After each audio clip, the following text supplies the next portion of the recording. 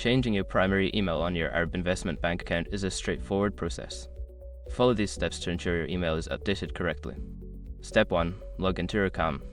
Visit the Arab Investment Bank website and enter your login credentials to access your online banking account. Step 2. Navigate to account settings. Once logged in, look for the account settings or profile section in the main menu.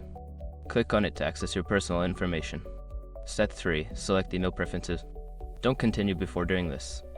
A lot of online accounts end up exposed in breaches without people even realizing it.